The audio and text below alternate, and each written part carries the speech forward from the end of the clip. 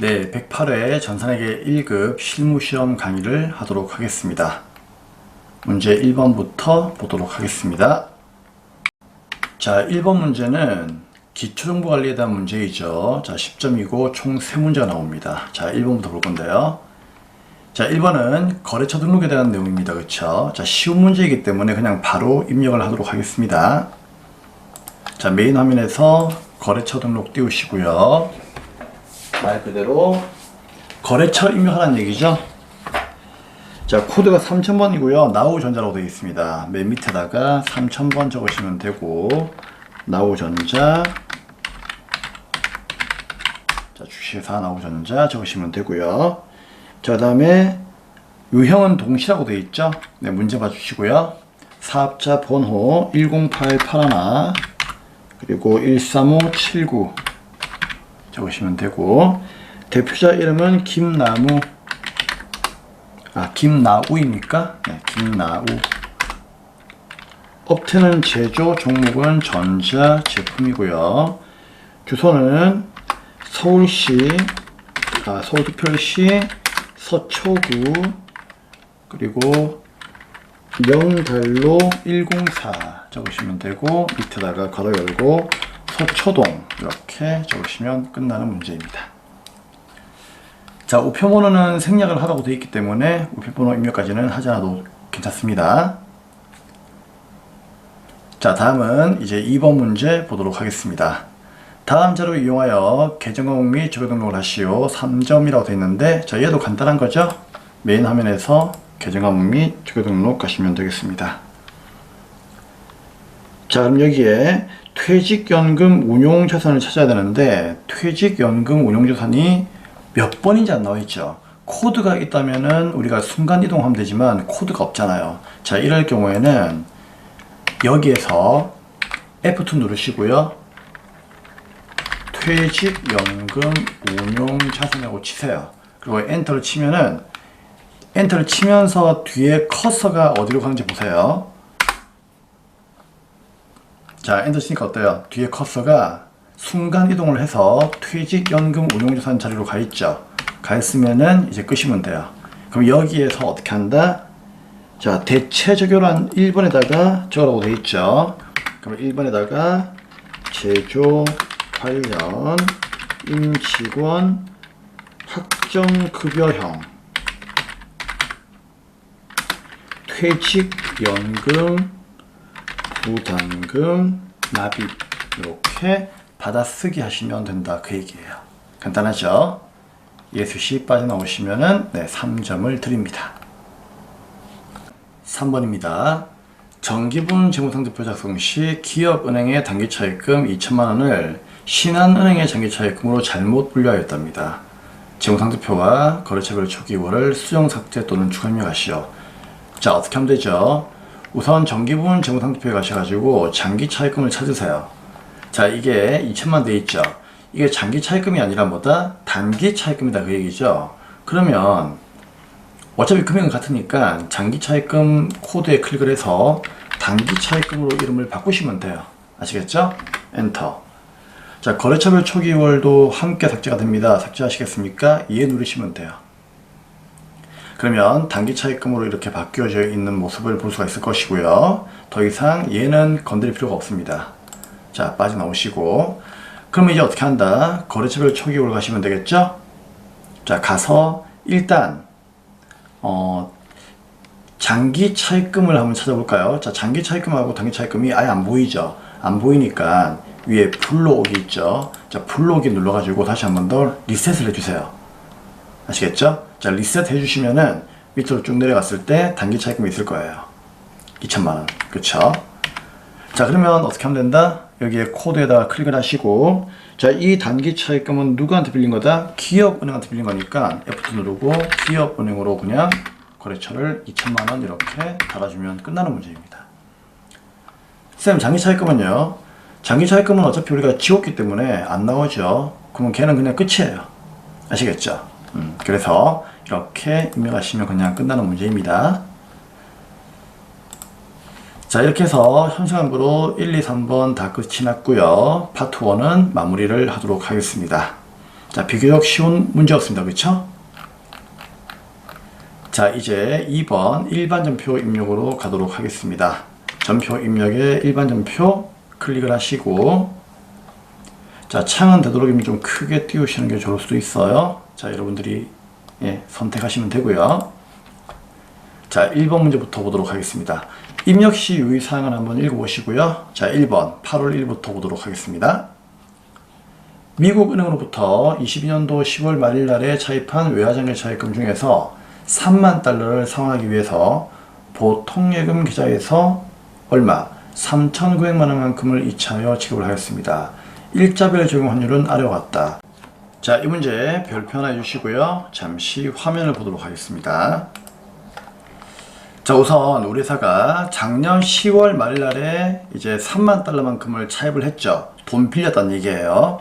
그럼 그 당시에 1210원이니까 우리나라 돈으로 계산하면은 3만 달러 곱하기 1210원 해가지고 얼마? 그렇죠. 3,630만 원만큼을 빌렸다 그 얘기죠. 근데 직전 연도 종료일인 작년 결산 때 다시 한번 이 달러를 평가했겠죠. 달러는 즉 외화는 기말에 결산되면 평가하잖아요. 그쵸? 그럼 평가했을 때 환율이 올라가지고 1250원 되었대요. 그러면 3만 달러 곱하니까 얼마?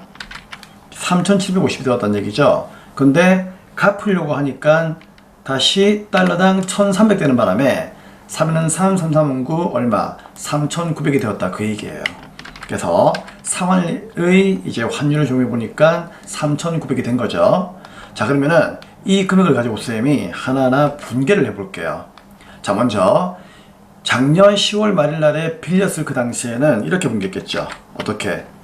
10월 말일 날에 일단 돈 빌렸으니까 차변에 현금 들어옵니다. 그 당시에는 3,630만 원.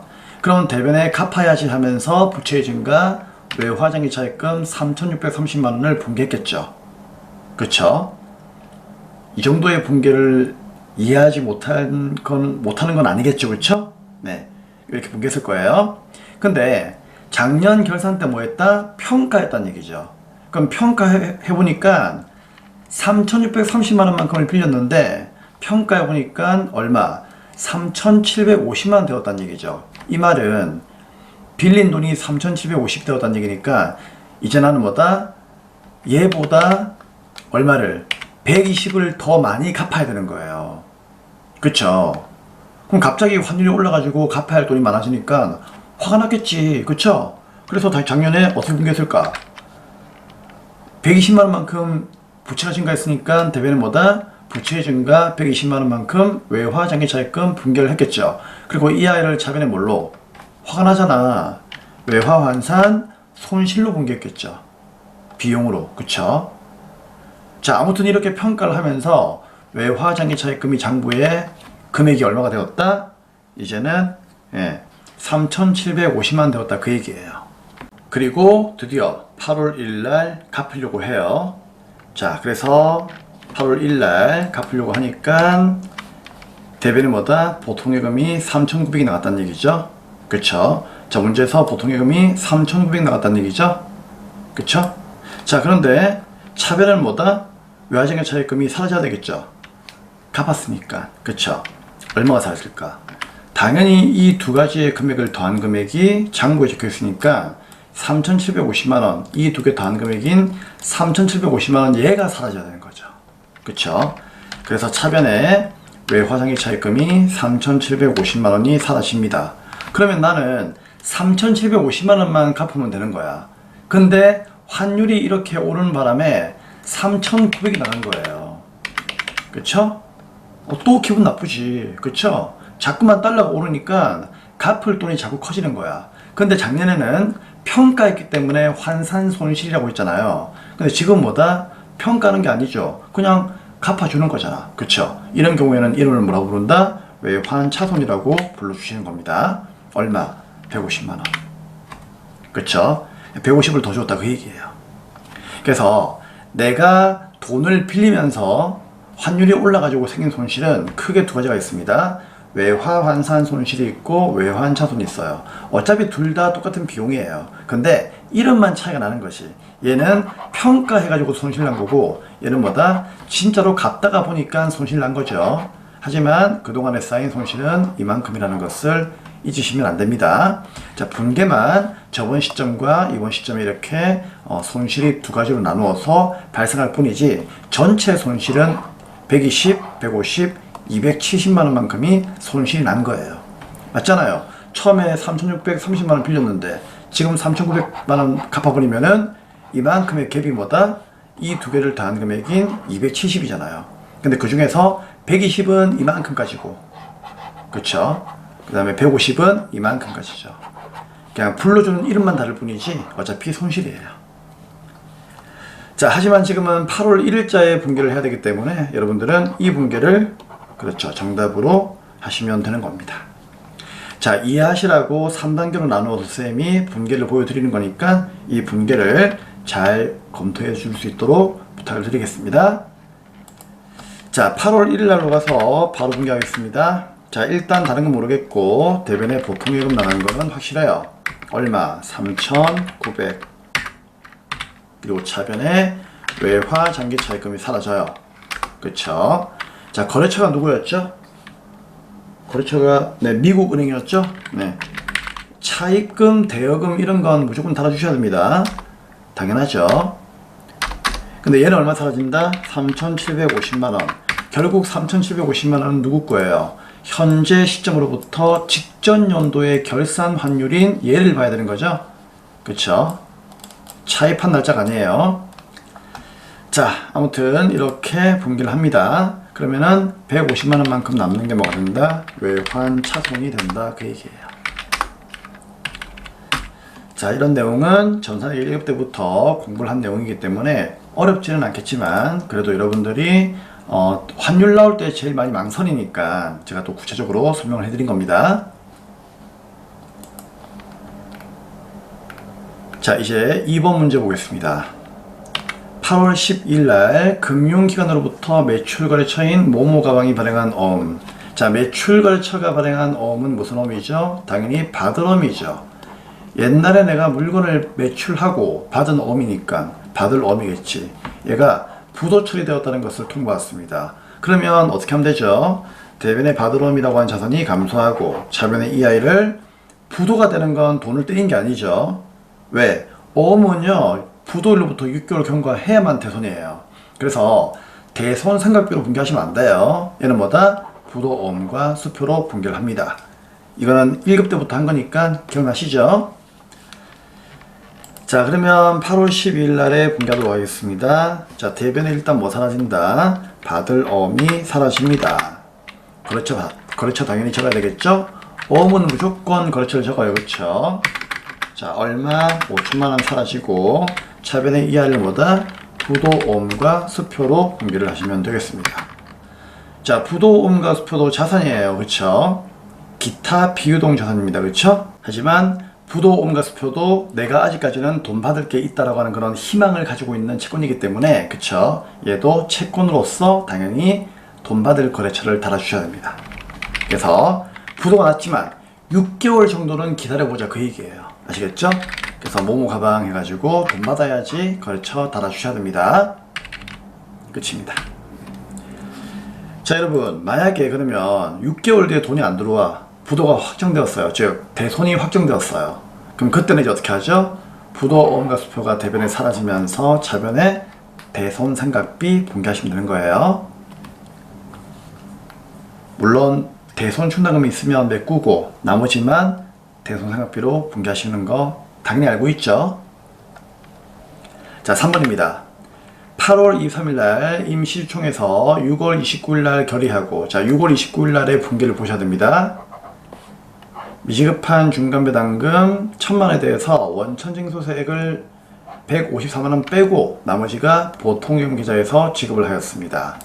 자, 그러면 6월 29일 날 어떤 일이 있었는지 한번 가볼까요?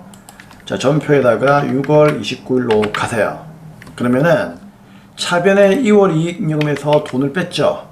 뭐 한다고? 중간배당 한다고. 그리고 대변에 어떻게 한다? 나중에 줄게 하면서 미지급배당금으로 분개했죠. 근데 이 미지급배당금을 드디어 어떻게 했다? 지급을 한 거잖아요. 그래서 대변에 있던 미지급배당금이 1,000만원이 차변에 사라지는 분개가 되는 겁니다. 자, 이게 1번이죠. 자, 그리고 어떻게 한다? 얘도 이제 배당을 주면서 세금을 뗍니다. 그쵸? 우리 전산 이제 세무에 가면은요, 소득세라고 하는 걸 배울 건데, 이자나 배당을 줄 때도 원래는 뭐다? 세금을 떼야 돼요. 물론 그동안의 문제는 편의상 세금 떼는 문제가 안 나와서 그렇지 원래는 떼야 됩니다. 자, 아무튼 세금을 떼는 건 뭐다? 그냥 이 수금으로 분개하시면 돼요. 얼마? 154만원. 요거 2번. 그럼 나머지만 보통예금으로 주면 되는 거죠? 요게 3번입니다. 자, 그러면 8월 23일로 갑니다. 자, 가셔가지고 차변에 일단은 미시급 배당금을 1000만원만큼 없애버리시고요.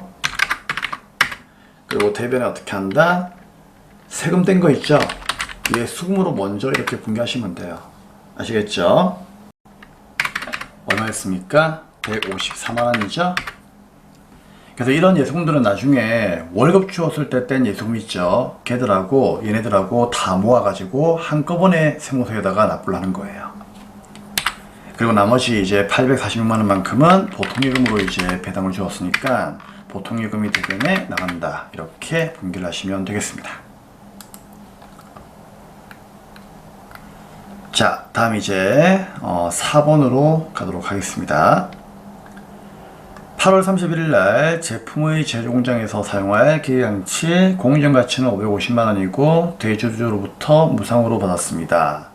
자, 그러면 차변에 기계가 들어오죠. 이걸 대변에 뭐라고 한다? 공짜로 받았으니까 자산수익이익. 자, 이런 건 쉬운 거죠. 예, 바로 그냥 분개하겠습니다. 자, 8월 31일 날에 차변에 기계장치가 들어옵니다. 자산의 증가 얼마? 550만원짜리 공정가치가 들어오고요. 공짜니까 대변에 돈 벌었다. 수익의 발생, 대변, 자산 수중익으로 분개하시면 끝이 나는 문제입니다. 다음 5번. 자, 9월 11일 날 단기 매매 차익이 목적이랍니다. 그러면 단기 매매 증권이 되겠죠. 주권 상장법인 대호전자의 주식 200주를 1주당 2,000원에 취득을 하고, 자, 취득 시에는 액면가는 무시하죠. 그러니까 액면가는 신경 쓰지 마시고요. 증권거래 수수료 만원 포함한 대금을 모두 보통예금에서 지급을 하였습니다. 자, 주식 구입하면 차변에 뭐다? 단기 매매 증권 들어오죠. 얼마? 2,000주 2,000원에 사왔으니까 400만원. 자, 이게 1번이죠. 자, 대변에 돈 줘야 되는데 돈은 수수료 포함해가지고 401만원 나갑니다. 보통예금 주었으니까 보통예금 대변에 이렇게 2번으로 분개하시면 돼요. 그러면 쌤, 만원만큼 어떻게 하죠? 이거 취득을 했으니까 취득 시의 비용은 원가에 포함하는 거 아닙니까? 맞아요. 하지만 단기 매매 증권은 뭐다? 원가에 포함하는 것이 아닙니다. 그렇기 때문에 수수료 비용으로 그냥 분개를 하시면 돼요. 자, 이때 수수료 비용은 장사를 한 게 아니잖아요. 이건 그쵸? 장사를 한 게 아니고 뭐다? 그냥 투자하는 거죠. 돈을 굴리는 거죠. 장사와 관계가 없기 때문에 얘는 절대로 800번대 수수료 비용을 쓰면 안 돼요. 쌤이 기본 강의 때 얘기했죠? 몇 번 때? 900번 때 영업의 비용 코드로 사용을 하셔야 됩니다. 절대로 800번대가 아니에요. 자, 쉬운 내용이니까 공부만 조금 더 했다면은 그렇게 어려운 내용은 아닙니다, 여러분. 이런 것도 이제는 맞춰주셔야 되는 거예요. 자, 그러면 9월 11일 날에 일단 차변에 단기 매매 증권 들어옵니다. 얼마? 400 들어오고 대변에 보통예금 주자. 얼마? 얘는 수수료 포함해서 401만원이 나가는 거지. 그럼 만원만큼을 차변에 뭐라고 한다? 그렇죠. 수수료 비용이라고 하는 금융비용. 자, 영업의 비용으로 이렇게 900번대를 사용하시면 되겠습니다. 900번대예요. 800이 아니에요. 조심해야 돼. 자, 이상으로 일반점표에 대한 내용은 마무리가 아니네. 6번이 남았구나. 죄송합니다, 여러분. 자, 6번 보겠습니다. 9월 13일 날 다원의 외상물 출금 400만원 중에서 100만원만큼은 현금 받고 나머지는 다원이 발행한 어원 받았습니다. 쉬운 내용이죠. 외상매 출금은 원래 자산이니까 차변인데 얘를 받아버리면 대변에 사라집니다. 1번 얘를 먼저 분개하시고요. 자, 차변에 뭐다? 100은 현금 들어왔죠. 들어온다 차변에 2번 현금 분개하시고 나머지는 어원 받았으니까 돈 받을 게 있는 어음이죠. 받을 어음으로 300을 마무리하시면 되겠습니다. 자, 쉬운 내용이니까 바로 분개할게요. 13일날 일단 대변의 외상 매출금 사라진다. 거래처 당연히 적어야 되겠죠. 다원 얼마? 400. 자, 돈 받자. 차변에 뭐 들어온다? 첫 번째 현금 들어왔다. 얼마? 얘는 100만원만 들어왔다. 그럼 나머지 300은 어떻게 할래? 물어보니까 오음 주는 거예요. 그럼 돈 받을 게 있는 오음이니까 3번 차변에 받을 오음이라고 하는 자산을 증가시키고 나중에 다원이한테 돈 받아야지 거래처 달아 주셔야 된다는 거 절대로 잊으시면 안 됩니다. 자, 현 시간부로 일반 전표는 마무리를 하도록 하겠습니다. 네. 자, 다음은 이제 문제 3번 메인 매출 전표 가도록 하겠습니다. 자, 여러분 메인 화면에 메인 매출 전표 띄워주시고요. 되도록이면 좀 크게 화면을 넓게 사용할 수 있도록 합니다. 자, 1번부터 보도록 하겠습니다. 임역시 유의사항 읽어보시고요. 자, 1번 7월 13일부터 하겠습니다. 남양 가방에 제품을 판매했답니다. 대금은 신용카드 체크 결제받았습니다. 당연히 신용카드 판매액은 매출 채권으로 처리해야 되겠죠? 자, 금액이 얼마입니까? 여기 보니까 합계 금액 550만원을 나중에 적어야 되겠죠. 왜? 얘를 적어야만 공급과액과 부가세가 잘라지기 때문입니다. 자, 카드는 BC카드이고요. 자, 나머지는 크게 중요한 내용은 없네요. 자, 7월 13일로 가겠습니다. 자, 우선 판매를 했고 카드를 받았으니까 카드 과세로 가야 되겠죠. 자, 카드 과세는 몇 번입니까? 네, 17번으로 가시면 되겠습니다. 자, 품목은 누구입니까? 네, 뭐 크로스백이라고 해도 괜찮고요. 그쵸? 또는 제품이라고 해도 괜찮고 그건 여러분들이 알아서 적으시면 됩니다. 뭐 중요한 내용이 아니에요. 이건 채점 대상이 아니기 때문에 그냥 여러분들이 그냥 심플하게 적고 싶은 이름으로 적으시면 되는 거예요. 자, 쌤은 뭐라고 할까? 그냥 제품이라고 할까요? 네, 잠시만요. 제품.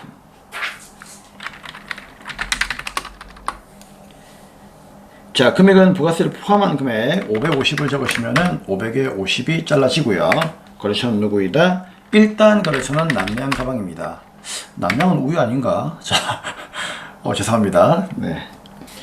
자, 그리고 이제 신용카드사는 F2 누르고, 자, 누구입니까? 얘는 BC카드죠? 네, BC카드 입력하시면 되고, 자, 분계는 4번에 카드로 가시면 되겠습니다. 그러면 자동으로 대변의 제품 매출 부가세 수금 분계되고요. 차변에는 제품 팔았기 때문에 전산이 자동으로 외상 매출금을 이렇게 인식을 해줍니다.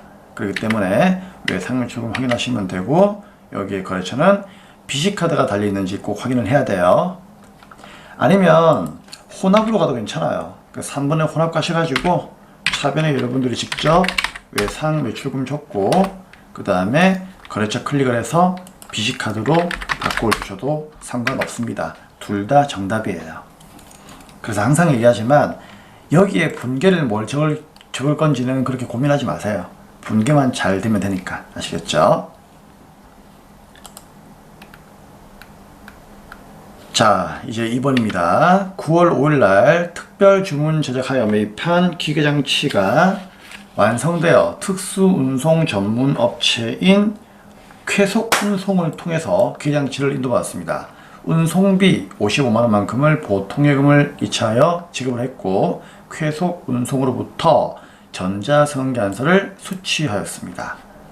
자, 그러면 어떻게 하면 되죠? 9월 5일날에 일단은 이거는 우리가 매입을 한 거죠. 기계를 매입한 거죠. 그쵸? 그럼 매입에 뭐다? 성계안서니까 과세로 가시면 돼요. 간단한 거죠. 자, 그러면 9월 5일날에 매입의 과세 51번으로 가시면 되는 거고요.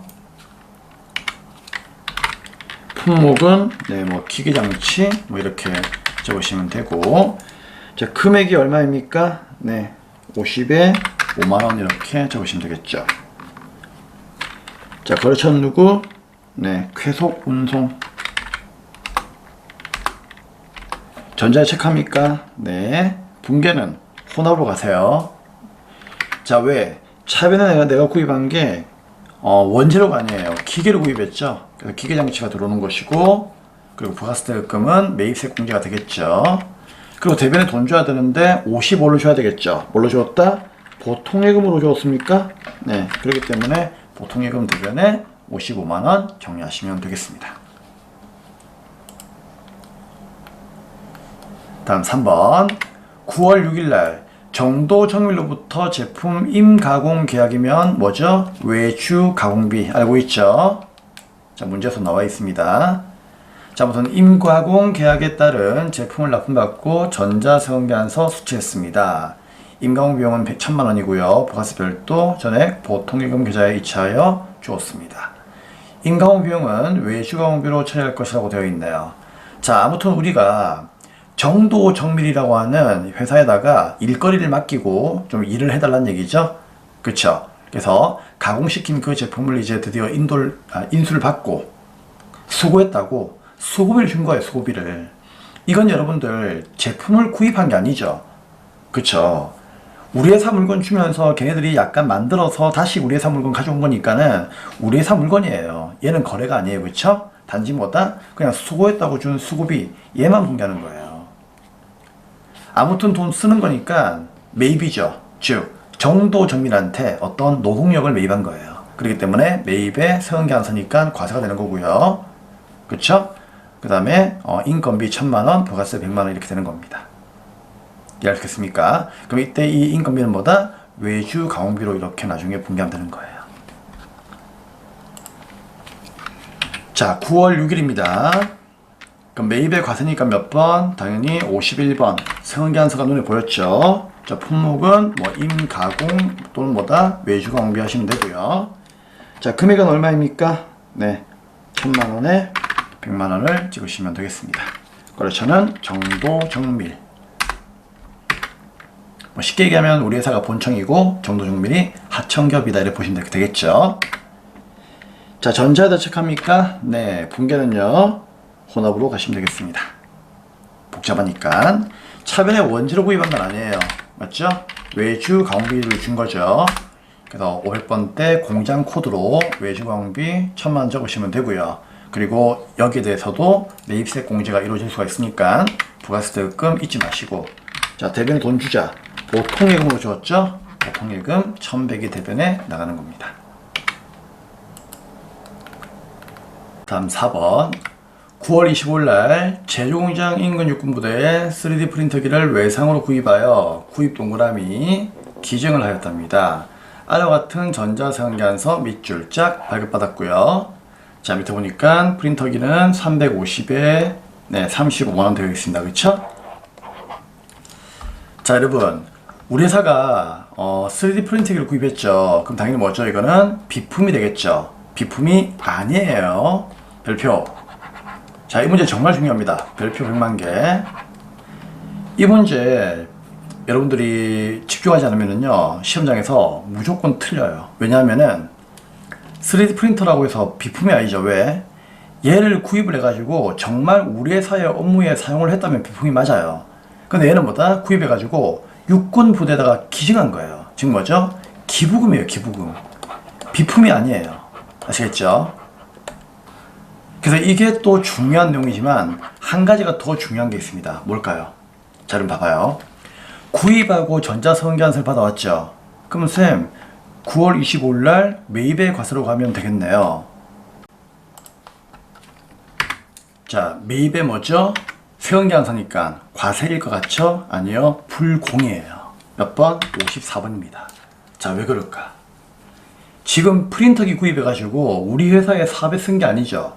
사업과 전혀 관련 없이 그냥 기부한 거잖아요. 이거는 매입세 공제가 안 됩니다, 여러분. 아시겠죠? 그래서 불공이에요. 맞잖아요. 기부하는 건 장사와 관계 없잖아요. 그쵸? 사업과 관련이 없는 지출이에요. 공제가 안 된단 말이야. 아시겠죠? 자, 품목은 누구입니까? 3D 프린터기. 자, 공급가액은 350에 35만원 될 거고요. 자, 거래처는 누구입니까? 자, 거래처가 문제 안 나와 있죠? 그러면 우리 회사가 누구예요? 우리 회사가 구입을 하는 거니까 공급받는 자 고성상사겠죠? 그러면 상대방 거래처는 누구이다? 목포전자가 되겠죠. 그리고 전산에 이미 우리 회사가 여기 나와 있잖아요. 그쵸?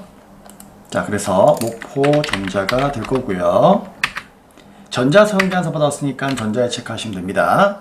자, 불공제 사유는 F2 누르고 몇 번? 사업과 관련이 없는 지출 2번 가시면 되겠죠. 기부는 사업하는 게 아니죠. 자, 분계는 혼합으로 가시면 됩니다. 그리고 차변에 뭐다? 기부금으로 분계하시면 되겠습니다. 당연히 매입세 공제가 안 되니까 부가세 대금은 없죠. 그래서 385만원 부가세 포함한 모든 금액이 그냥 기부금으로 가는 겁니다. 그리고 대변에 뭐다? 외상으로 구입했죠. 근데 외상이라도 얘는 장사가 아니잖아. 그러면 외상 매입금 쓸 수가 없어. 그럼 대변에 뭐죠? 미지급금으로 분배를 하시는 거죠. 이해하셨겠죠? 자, 목포전자 미지급금 달려있는지 확인하시고요. 자, 그래서 이 문제는 두 가지에서 실수할 수 있습니다. 첫 번째는 뭐? 3D 프린터는 비품이 아니다. 왜? 업무로 쓰는 게 아니고 기부한 거니까. 그쵸? 기부금이에요. 두 번째는요. 세원기한서 받아왔다고 매입세 공제가 됩니까? 아니, 기부금은 사업과 관련이 없어요. 그렇기 때문에 불공제 매입세액이 드는 겁니다. 아시겠죠? 불공으로 가시면 된다. 정말 중요한 문제였습니다. 5번. 자, 10월 6일날 본사 영업부에서 사용할 복합기를 구입하고 대금은 하나카드로 결제했는데, 자, 이게 바로 뭡니까? 영업부에서 사용하는 거니까 이게 비품이에요. 그쵸? 자, 구입하고 카드니까 매입의 카드과세 금액은 150에 15만원, 165만원. 자, 그러면 매입의 카드과세 가겠습니다. 10월 6일날 매입의 카드과세 몇 번? 네, 57번. 카과 품목은 그냥 뭐 비품이라 적을까요? 네, 또는 뭐다? 문제 나와 있듯이 뭐 복합기 이렇게 적어도 괜찮아요. 자, 금액은 165만원 부가세 포함한 금액을 적으세요. 카드는 포함한 금액을 적으면 엔터 잘라주죠. 150에 15만원. 거래처는 누구? 네, 거래처는 뭐라? 문제 안 나와 있다. 그쵸? 그럼 선생님 이거 어떻게 하죠? 전표를 잘 보셔야죠. 자, 거래처가 누구인지. 자, 여기 나와 있죠?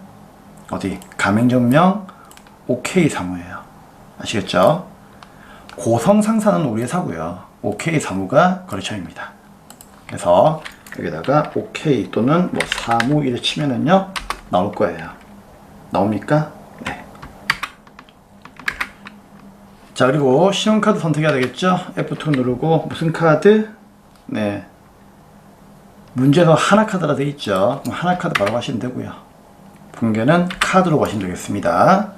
자, 차변에 원재료 구입한 건 아니죠. 네, 비품으로 분계를 하셔야 되고, 카드는 외상이죠. 하지만 장사는 아니기 때문에 미지급금, 거래처는 하나카드가 달려있는지 반드시 확인을 하셔야 되겠습니다. 자, 다음 6번. 자, 12월 1일날 국민가족으로부터 고급 핸드백 가방 제품의 원재료인 양가죽을 매입을 했습니다. 동그라미 아래 전자세금계안서 체크 수취했고요. 부가세는 현금 주었고 나머지는 외상거래입니다. 자, 그러면은 일단 매입하고 세금계안서니까 매입의 과세죠. 거래처는 국민가죽. 자, 금액은 250에 25만원. 자, 쉬운 문제입니다. 그렇죠? 간단하게 해결해 보도록 하겠습니다. 12월 1일날 매입에 세금계안서니까 과세 51번 가시면 되고, 자, 품목은 양가죽, 금액은 얼마? 250에 25만원이 되겠죠. 자, 거래처는 누구? 국민가죽이고요. 전자에다가 체크합니다. 분계는 혼합으로 가시면 되겠죠. 복잡하니까. 자, 쌤, 차변에 원재료 들어왔네요. 그렇죠. 매입세 공제가 되니까 부가세 대금 문제 없죠. 그런데 돈 주는 게 복잡하죠. 자, 대변의 일부는 뭐다? 현금이 나갔습니다. 얼마가? 부가가치세만큼이. 그게 25만원이었죠. 여기 있잖아요, 부가가치세. 그쵸? 그럼 나머지 250은 뭐다? 예, 얘는 외상이에요. 외상이니까 대변에 매입을 했죠. 외상 매입금으로 분배를 하시면 되는 문제였습니다. 자, 이렇게 해서 현시간부로 매매시험표 6번 문제까지 마무리를 하였습니다. 복습을 꼭 많이 해주시고요.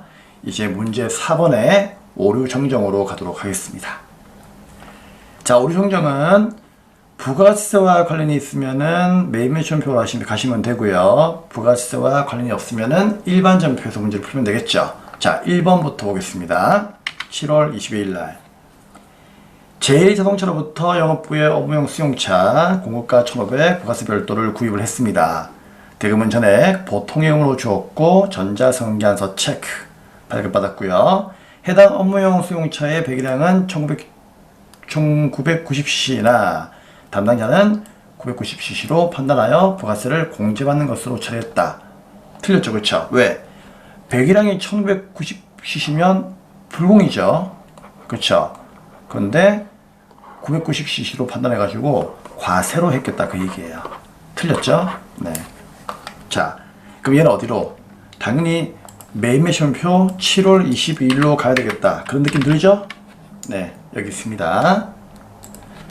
자, 보니까 어때요? 과세 아니죠? 네, 과세 아니고요.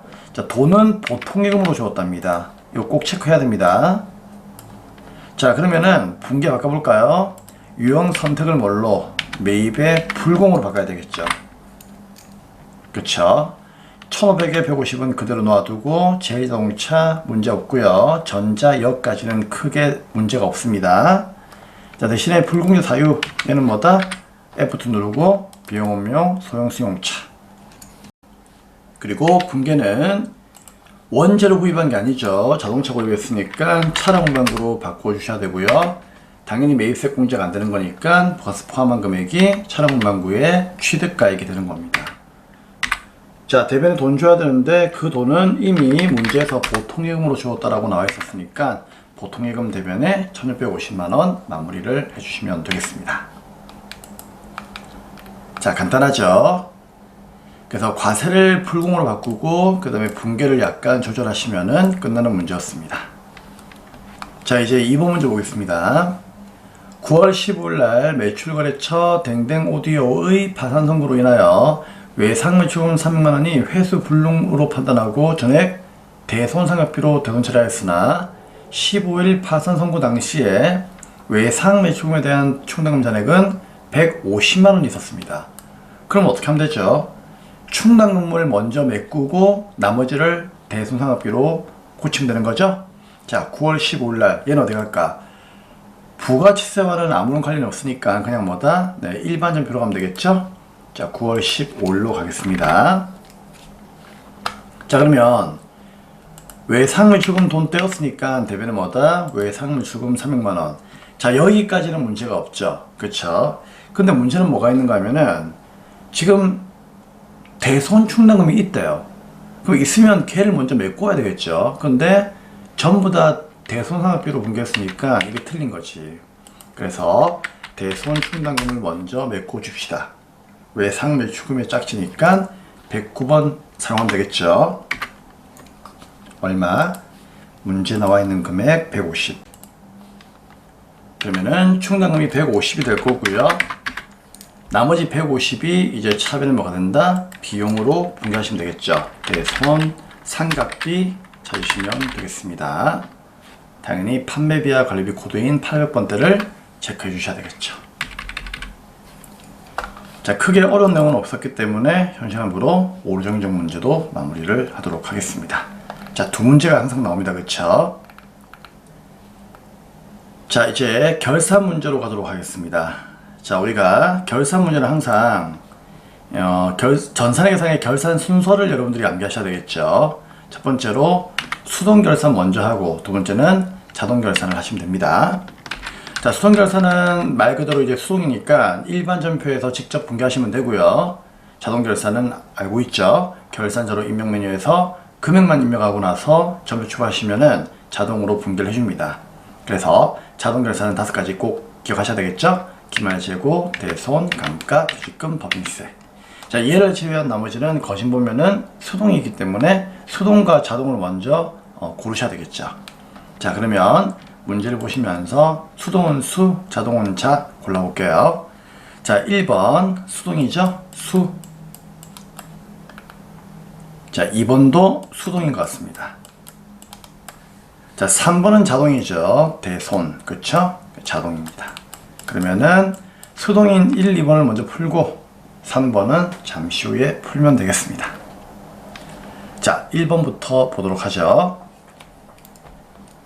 23년도 9월 16일 날 지급된 255만원만큼은 그 원인을 알 수가 없어 가제금으로 처리를 하였습니다. 그러면 9월 16일 날 본 게 어떻게 되어 있을까요? 잘 모르시겠으면 일반전표에 9월 16일 날로 한번 가보세요. 자, 이거 얘기하는 거죠? 그쵸? 이거. 자, 차변의 가지급금 255만원, 대변의 보통예금 255만원 이렇게 되어 있다는 얘기입니다. 자, 아무튼 가지급금은 차변에 있다는 얘기죠. 차변에. 근데 얘가 어떻게 되었다고요? 결산일인 12월 말날에 250은 하나무역의 외상매입금을 성하는 것으로 확인되었고요. 나머지 금액은 원인을 알 수가 없어가지고 단기의 비용인 영업의 비용으로 처리했답니다. 뭘로 처리했을까?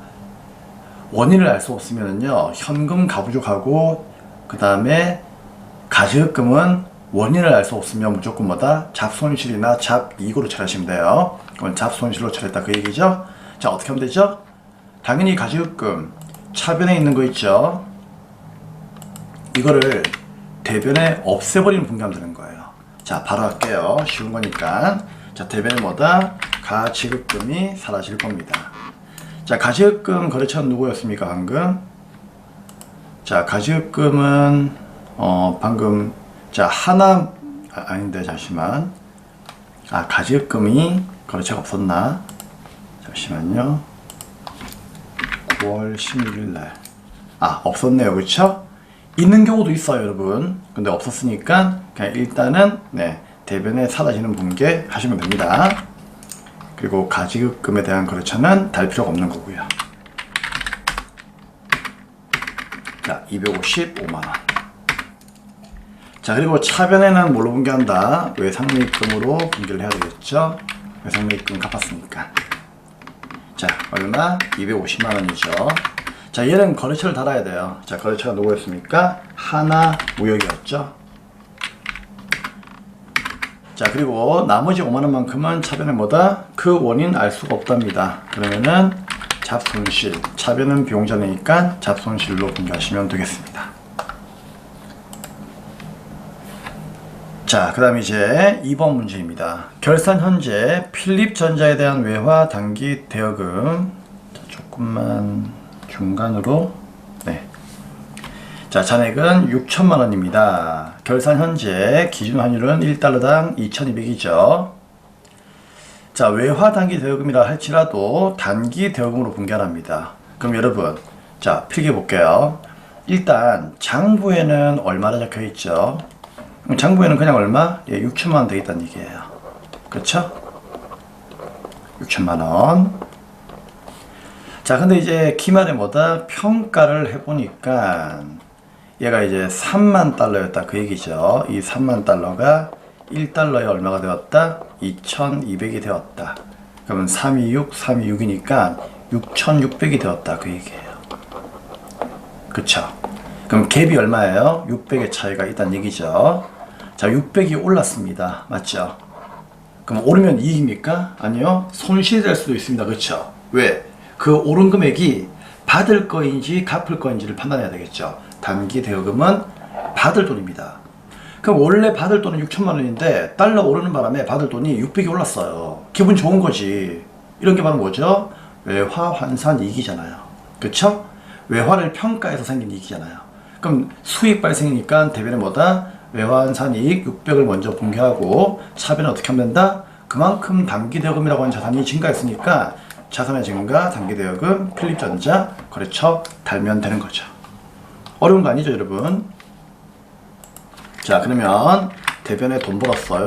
외화 환산 이익. 기분이 너무 좋아요. 얼마? 600만원만큼이 좋아요. 자, 왜 좋은데? 차변에 단기 대여금이라고 하는 자산이 그만큼 올랐으니까 돈 받을 게 더 많이 늘어난 거죠. 그쵸? 그러니까 너무 기분이 좋은 겁니다. 필립전자. 자, 환율이 오르니까 이렇게 기분이 좋다는 얘기입니다. 그쵸?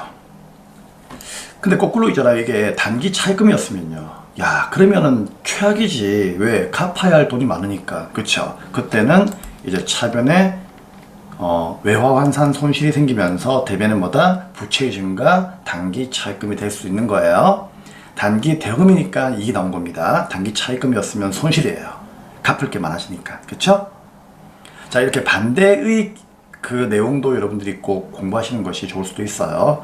그렇게 하면은 복습을 2번, 3번 하는 그런 효과가 일어난단 말이에요.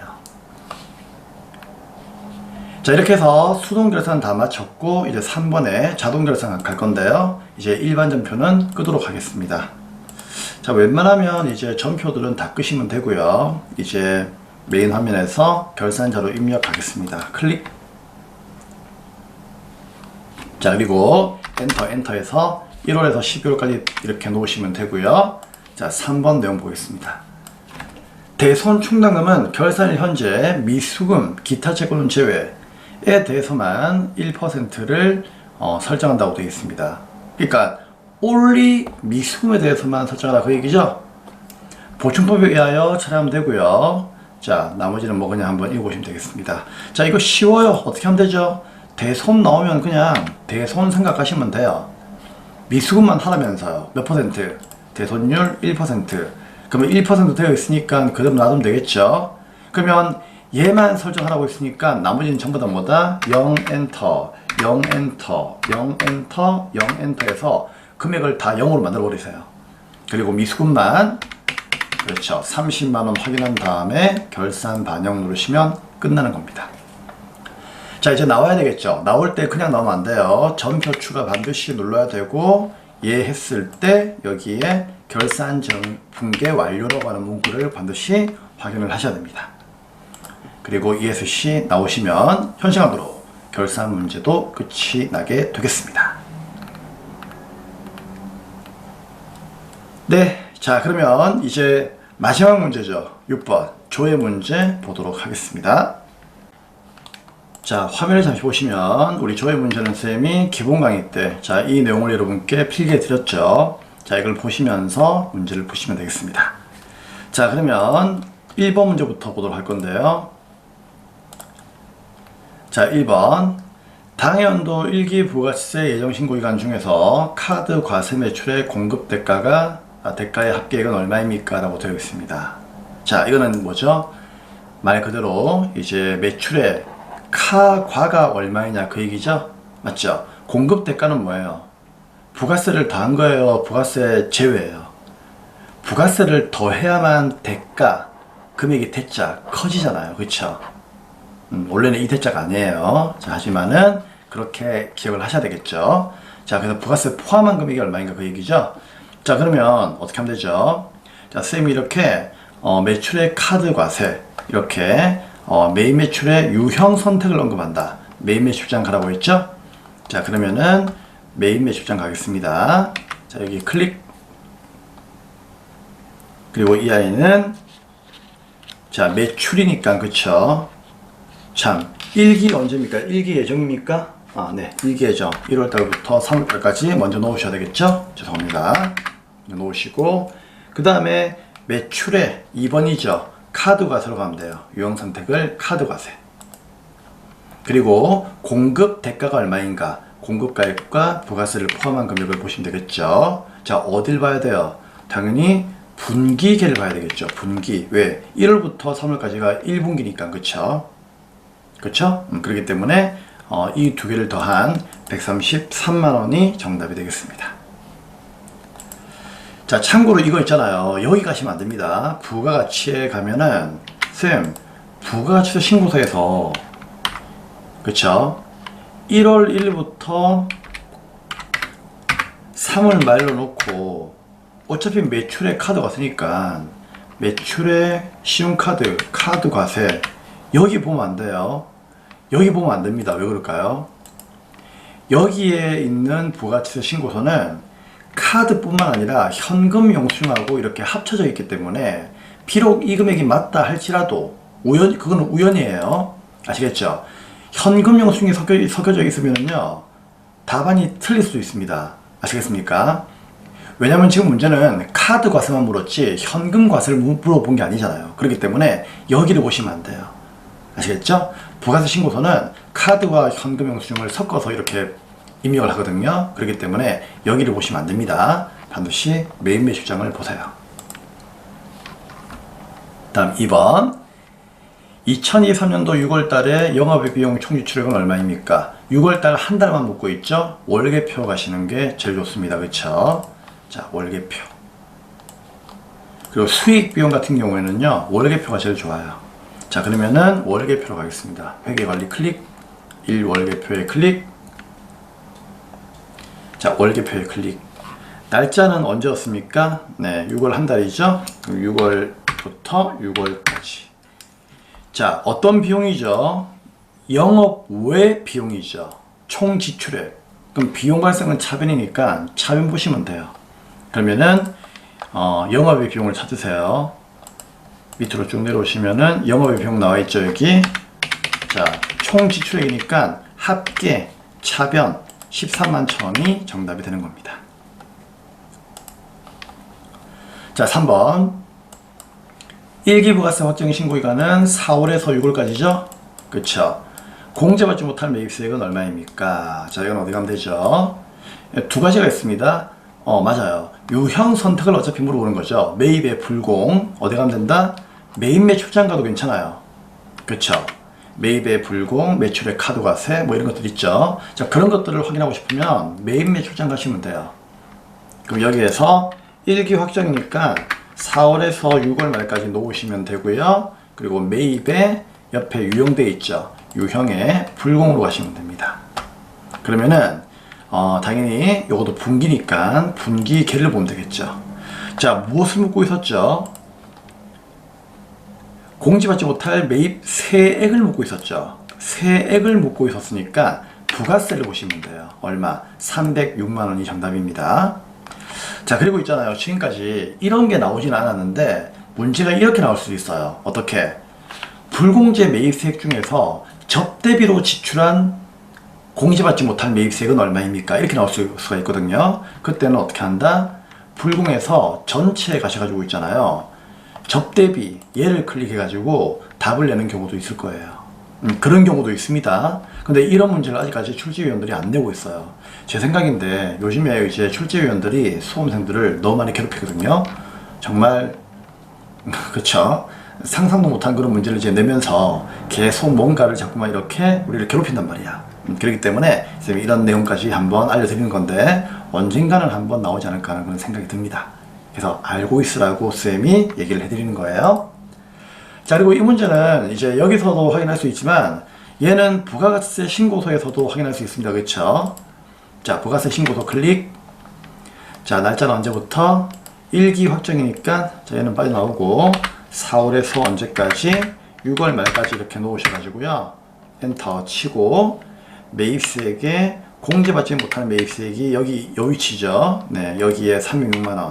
자, 이걸 보고 답을 하셔도 괜찮아요. 두 가지의 방법이 있으니까 둘 중에 마음에 드는 것을 사용하시면 되겠습니다. 자, 현시간부로 조회 문제도 다 끝이 났습니다. 그래서 이런 조회 문제의 정답들은 나중에 여러분들이 어디에, 자, 여기 이론 문제 답안 작성되어 있죠. 여기에다가 여러분들이 클릭을 해서, 자, 클릭을 하시면은 창이 하나 뜹니다. 조금만 기다리시면. 네, 너무 안 뜨는데. 모든 메뉴를 닫으랍니다. 그쵸? 네. 이거 누를 때는요, 모든 메뉴를 닫으셔야 돼요. 닫아가지고 클릭을 하게 되면 창이 뜹니다. 그럼 여기다가 조회 문제 답안을 입력을 하고, 그 다음에 이제 이론 문제를 빨리 풀어서, 네, 1급을 마무리하시면 될 것 같습니다. 그리고 닫기 누르고 나중에 이제 확인 누르고 나서 여기에 저장하는 거 알고 있죠? 네. 저장하셔가지고 시험장에서 USB 제출하시면 된다. 그런 얘기예요. 자, 현시간부로 108회 고성상사에 대한 전산회계 1급 실무시험 강의는 마무리를 하도록 하겠습니다. 네, 정말 수고 많으셨고요. 다음 강의 이론 강의에서 뵙도록 하겠습니다. 카페에 많은 질문 부탁드리겠습니다. 감사합니다.